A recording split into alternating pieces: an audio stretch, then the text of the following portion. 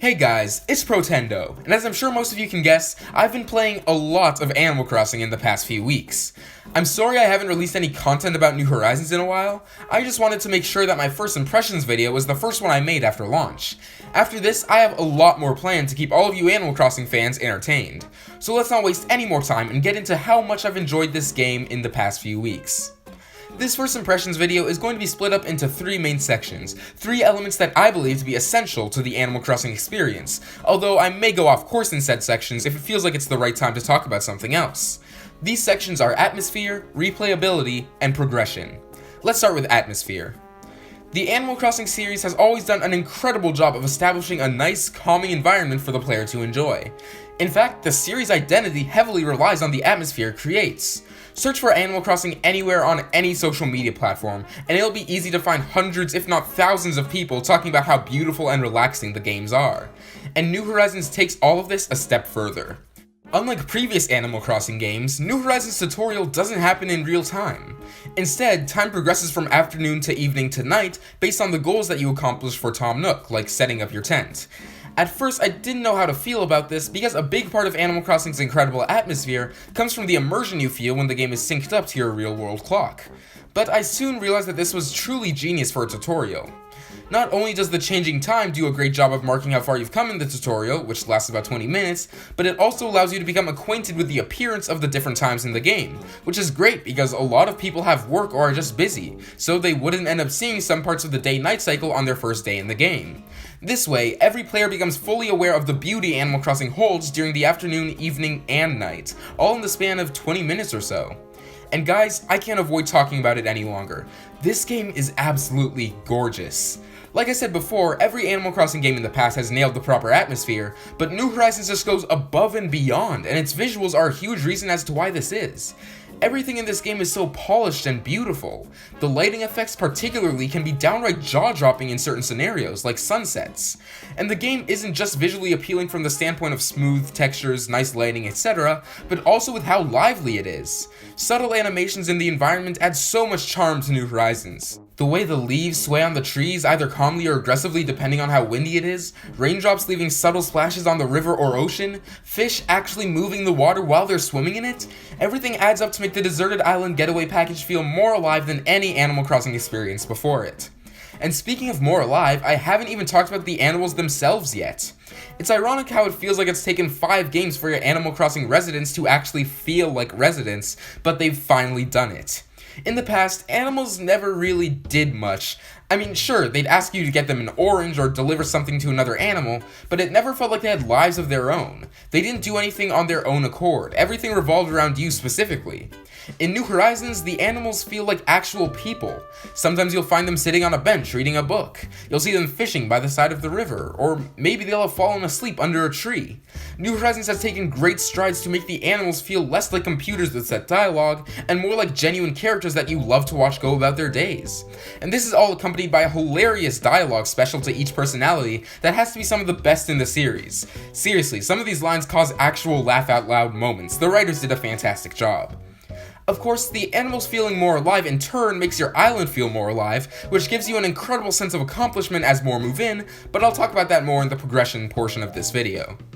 Something else that's crucial to Animal Crossing's relaxing atmosphere is the music. Once again, New Horizons differs from its predecessors by not giving you hourly music right away. Instead, a prologue theme will play until you upgrade resident services, which takes about a week or so. Okay, I'm sure this was a good idea on paper, but in execution it's incredibly flawed, and was one of my first and only gripes with the game. I do think that having the music on your island become more lively when you upgrade resident services is a good idea, but did they really have to have a single song play throughout the entire week? By the time I got to unlock the hourly soundtrack, I had already been listening to previous Animal Crossing games' music while playing, because the prologue theme got so stale. It's unfortunate because your first few days in a new Animal Crossing are supposed to be some of your most memorable, but I find myself unconsciously blocking them from memory because of how tainted they were by the soundtrack, or lack thereof. It made the first week feel like an extra long tutorial instead of a prologue, which is definitely not what you should be going for while making your game. But that isn't to say that I didn't enjoy my first week on my island, because that would be a lie. It was incredible, maybe even magical, as I set foot in a new Animal Crossing experience for the first time in 7 years. It was an amazing week, but an amazing week that got bogged down by something that could have been avoided with a little extra effort. Maybe instead of a single song playing throughout those 7 days, the music could have different versions that play during the morning, afternoon, evening, and night. That way you're at least getting some form of difference based on the time. Or maybe they could have kept hourly themes, but the music is a lot emptier than the regular tunes, so you still get that sense of accomplishment hearing the real songs after upgrading resident services. I'm aware that it would have taken a substantial amount of extra work, but I think it would have been worth it in the end to make your first week a lot more interesting. But let's move on to talking about the actual hourly tracks, since they're what we'll be hearing for the rest of our New Horizons playing lives, which will probably be at least 8 years or so. This game has a lot of stellar music, but its hourly tracks are far from perfect. Don't get me wrong, it's not bad by any means. 7 AM, 8 AM, 5 PM, 6 PM, 2 AM, and more are all great songs, but my main problem with them is the repetition. I'm aware that every Animal Crossing game fits the main tune into its hourly themes, but in New Horizons it almost feels excessive at points, giving a lot of the tracks a very similar feel. And unfortunately, this is most prominent in the night tracks, which are usually my favorite songs to listen to in any Animal Crossing game. Speaking of night tracks, I'd like to talk about how well the hourly themes work in their respective time frames. The morning themes are amazing, as I'd expect from Animal Crossing. 7 AM, 8 AM, 9 AM, 10 AM, they all get me into the mood of a brand new day. The afternoon tracks in New Horizons are also great. 12 PM carries the upbeat mood of the morning tracks, but 1, 2, and 3 slow it down a bit, which does a great job of progressing the game to the evening. And this is where New Horizons shines the most. This game's evening tracks, or what I like to call the sunset music, are all incredible. 4 PM and 5 PM are great, but 6 PM is my absolute favorite track in the game. Everything about it is just amazing. This shows that the repetition in New Horizons soundtrack isn't a death sentence by any means, as most of the tracks in the morning, afternoon, and evening are fantastic. But then we come to the night themes. Most of these just don't do it for me. I will admit that my expectations were high. Coming from New Leaf, a game which I believe had the best night tracks in the series, it was hard not to expect a lot from New Horizons. None of these tracks are bad per se, just unmemorable in my opinion. That isn't true for all of them though. 7 PM, 12 AM, and especially 2 AM are all great tunes, but most of them don't make me feel anything, which is the opposite of what I'm looking for in Animal Crossing music, especially night tracks. I think it's safe to say that everyone has a nostalgia song from every Animal Crossing game, an hourly track that brings back nostalgic, pleasant memories. For me, it's always been a night track, 7 PM from New Leaf, 8 PM from Wild World / City Folk, and 9 PM from Population Growing. But I think for the first time ever, that won't be the case this time around. I guess that isn't necessarily a bad thing, since it's not just a case of the night tracks being underwhelming, but also a case of the evening tracks being incredibly good, but it's a little saddening to me still. Who knows though, after a year of playing, my opinion on the soundtrack could have changed drastically. It's only been a few weeks, so maybe I just need more time to connect with the music. It's hard to tell at this point. Additionally, I still think New Leaf went in the right direction with its more laid-back soundtrack, but it would be silly for me to fault New Horizons for something completely opposite from what it did, since it mostly succeeded in what it was attempting to bring forward with its tracks. I do miss the New Leaf style a little though. But with all that out of the way, we can finally move on to the next section, replayability. Animal Crossing games are designed to keep you coming back for years, and New Horizons is no different.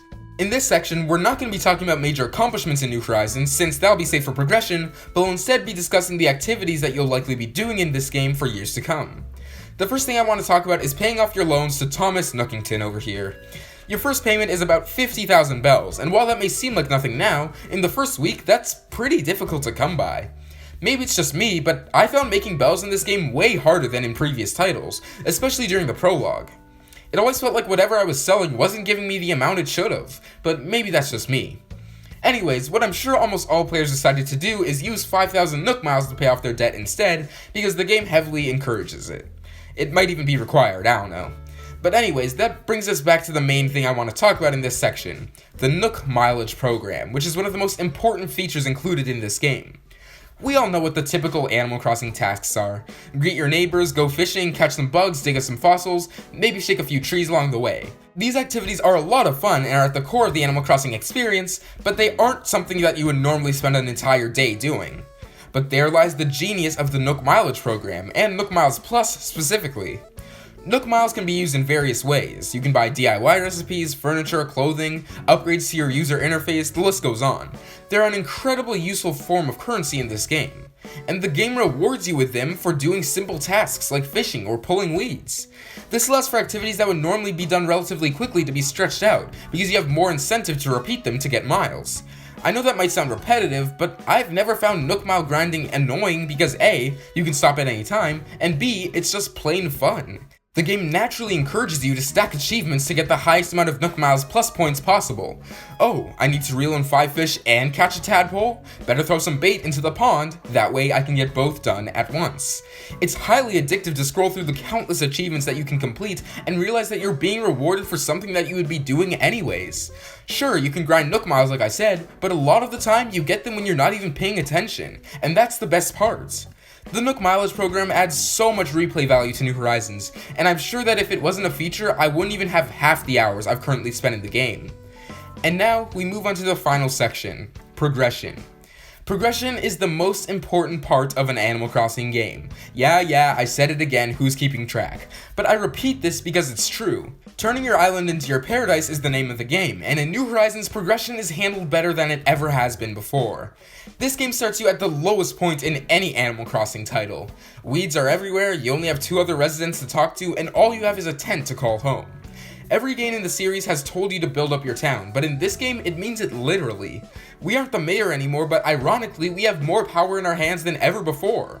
It's up to you to literally mold the land into your paradise, and it's beautiful.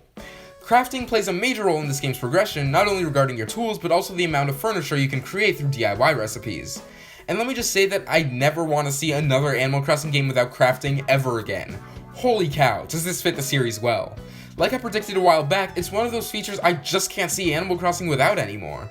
Collecting materials is tons of fun, and what's even more enjoyable is what you get to do with them. Slowly growing a catalog of craftable tools and furniture gives the player an amazing sense of accomplishment. It is really annoying how you can't craft multiple things at a time though. Please Nintendo, please get on that. I'm tired of spamming A to make dozens of bags of fish bait. In the first week or 2 of New Horizons, Tom Nook has various goals for you to complete, all culminating in the ultimate reward, Project K, aka KK Slider coming to perform on your island. And I must say, the progression up to this point is done masterfully. You can truly see the growth of your island every single day, as you craft more furniture to decorate with, invite new animals from island tours, and build up establishments like the museum or the Able Sisters. The fact that you're the one inviting the animals to your island or getting the materials to build up the shop makes everything that happens feel amazing. You gain a true sense of pride, knowing that everything around you only exists because of your hard work. The progression in New Horizons is handled differently because the player has to do more than they ever have before, but that only strengthens the respect you gain for your own efforts and for the quality of your town after a few days or weeks of material collection, resident inviting, and shop building. And of course, I have to talk about the ultimate prize for progressing far enough into the game, terraforming. This is literally game-changing, guys. Series-changing, in fact. As you may remember, back in 2019, I made a video about things I thought would ruin Animal Crossing Switch, and one of those was town creation, specifically cliff and river editing. And man, how wrong I was, because this feature is incredible. When I first got it, I was simply overwhelmed with how much power it put into my hands. But now that I've had it for a few days, I've already made major changes to my island, and have huge plans going forward. Animal Crossing is all about customization, and it really feels like Nintendo nailed that aspect of the series with terraforming. No 2 islands will feel the same now. Everyone's town is completely exclusive to them and their imagination. And I think that's the way it should be. But anyways guys, that's about it for this first impressions video. Let me know what you all think about New Horizons in the comments below. I'd love to hear from all of you. I've been enjoying the game a lot, and I can't see that changing anytime soon. I also have a lot more New Horizons videos planned for the future, so make sure to stay tuned. Protendo, out.